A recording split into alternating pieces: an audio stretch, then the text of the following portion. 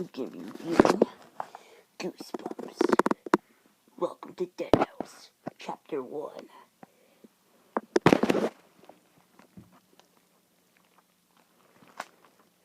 Josh and I hated our new house. Sure, it was big. It looked like a mansion compared to our old house. It was a tall, red brick house with a sloping black roof and rows of windows framed by black shutters. It's so dark, I thought. Studying it from the street, the whole house was covered in darkness, as if we're hiding in the shadows of the gnarled old trees that bent over it. It was the middle of July, but dead brown leaves blanketed the front yard. Our sneakers crunched over them as we trudged up to the gravel driveway. Tall leaves poked up everywhere through the dead leaves. Thick clumps of weeds had come completely overgrown an old flower bed beside the front porch. This house is creepy, I thought unhappily. Josh must have been thinking the same thing. Looking up at the old house, we both groaned loudly.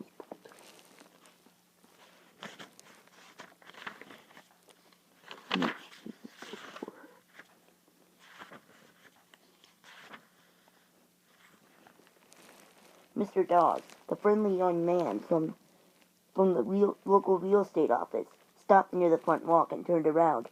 "Everything okay?" he asked, staring front at Josh, then at me, with his crinkly blue eyes. "Josh and Amanda aren't happy about moving," Dad explained, tucking his shirt tail in. Dad is a little overweight, and his sweaty shirts always seem to be coming untucked.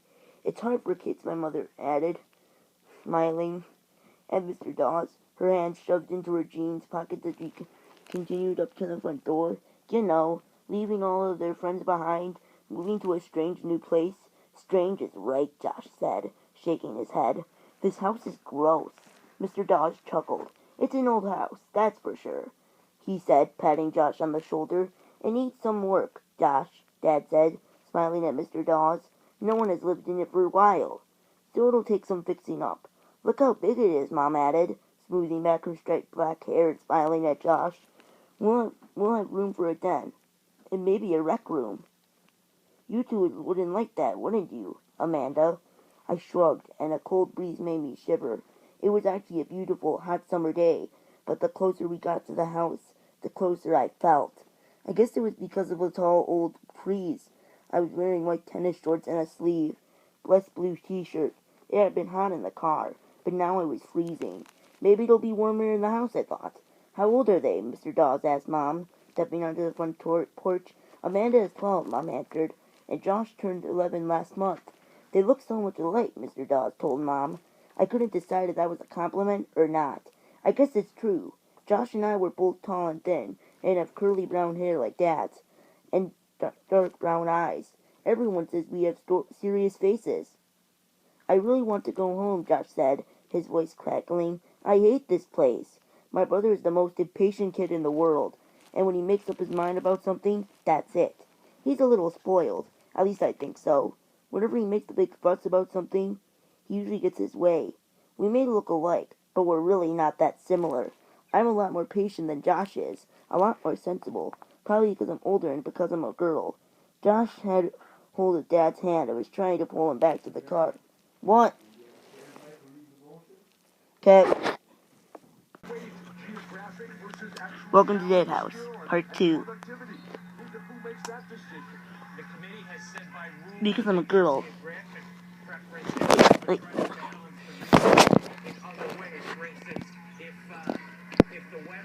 "I really want to go home," Josh said, his voice cracking. "I hate this place. My brother is the most impatient kid in the world, and he makes up his mind about something, that's it. He's a little spoiled, at least I think so.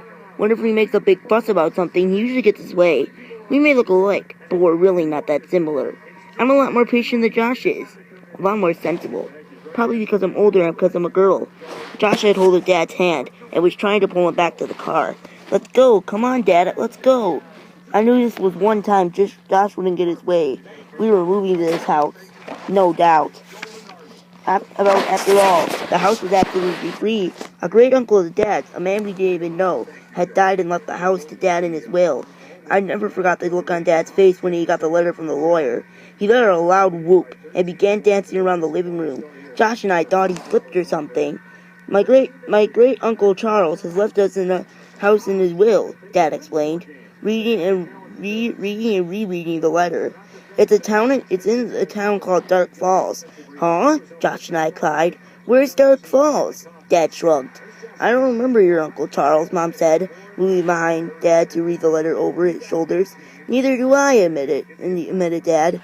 But he must have been a great guy. Wow, this sounds like an incredible house. He grabbed Mom's hand and began dancing around happily with her across the living room. Dad sure was excited. He'd been looking for an excuse to quit his boring office job and devote all of his time to his writing career. This house, absolutely free, would be just the excuse he needed. And now, a week later, here we were in Dark Falls, a 4-hour drive from our home, seeing our new house for the first time. We hadn't even gone inside, and Josh was trying to drag Dad back to the car. Josh, stop pulling me, Dad snapped.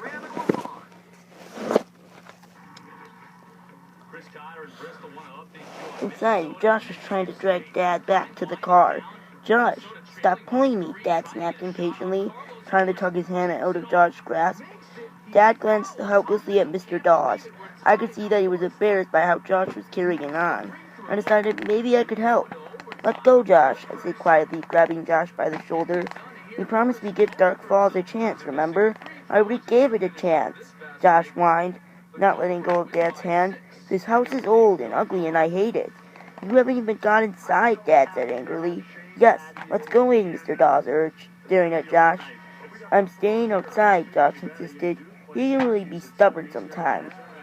I felt just as unhappy as Josh looking at this dark old house. But I never carry on the way Josh was. Josh, don't you want to pick out your own room, Mom asked. No, Josh muttered. He and I both glanced up to the second floor. There were 2 large bay windows, side by side up there.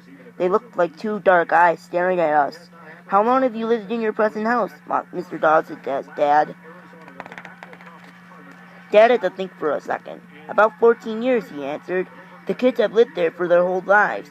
Moving is always hard, Mr. Dawes said sympathetically, turning his gaze on me. You know, Amanda, I moved here to Dark Falls just a few months ago. I didn't like it much either, at first, but now I wouldn't live anywhere else. He winked at me. He had a cute dimple in his chin when he smiled. Let's go inside. It's really quite nice. You'll be surprised. All of us followed Mr. Dawes, except Josh. Are there other kids on this block? Josh demanded. He made it sound more like a challenge than a question. Mr. Dawes nodded. The school is just 2 blocks away, he said, pointing up the street. See, Mom quickly cut in. A short walk. Dad's on your desk. Yet being at full volume, scratching at the car window. Desperate to get out. Petey, quiet, I shouted. Petey usually listens to me, but not this time. I'm going to let him out, Josh declared, and took off down the driveway toward the cart. No, wait, Dad called, but I don't think Josh could hear him over the Petey's wails. Yeah. No schoolwork. Might as well let the dog explore, Mr. Dawes said. It's going to be his house, too. A few seconds later, Petey came chirping across the lawn, kicking up brown leaves, yipping excitedly as he ran up to us. Oh my God.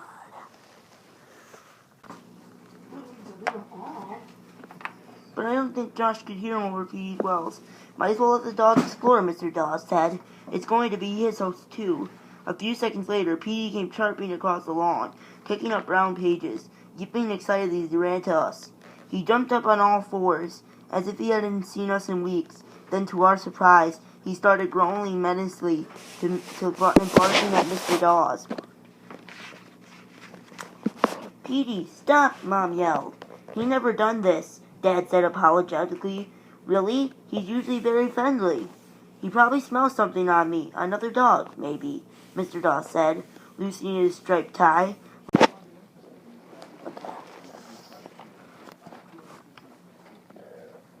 I want to...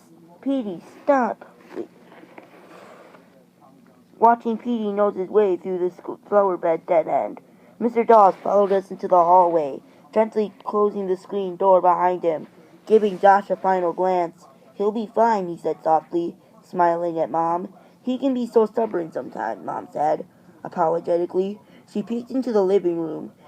I'm really sorry about Petey. I don't know what got into that dog. No problem. Let's start in the living room, Mr. Dawes said.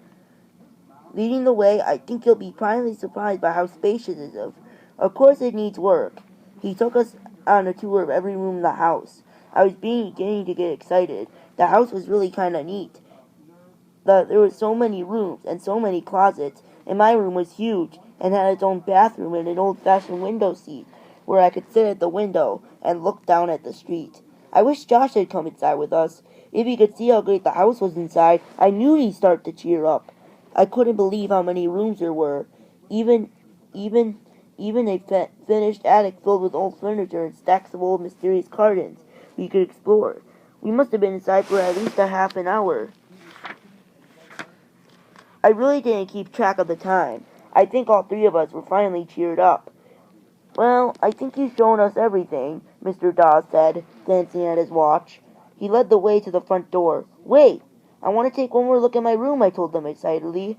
I stared up the stairs, taking two at a time. I'll be down in a second. Hurry, dear. I'm sure Mr. Dawes has other appointments, Mom called after me. I reached the second floor landing and hurried down the narrow hallway into my new room. Wow, I said aloud, and the word echoed faintly against the empty walls. It was so big, and I loved the bay window with the window seat. I walked over to it and peered out. Through the trees, I could see our car in the driveway and beyond it, a house that looked a lot like ours across the street. I'm going to put my bed against the wall across from the window, I thought happily, and my desk can over here. I'll have room for a computer now. I took one more look at the closet. A long walk in a closet with a light in the ceiling and wide shelves against the black wall. I was heading to the door, thinking about which of my posters I wanted to bring me, when I saw the boy. He stood at me for just a second, and then he turned and disappeared down the hall. Josh, I cried. Hey, come look. With a shock, I realized it wasn't Josh.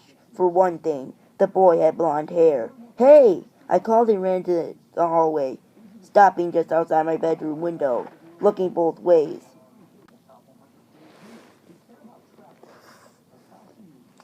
Hey, I called and ran down the hallway, stopping just outside my bedroom, looking both ways. Who's here? But the long hall was empty. All of the doors were closed. Whoa, Amanda, I said aloud. Was I seeing things?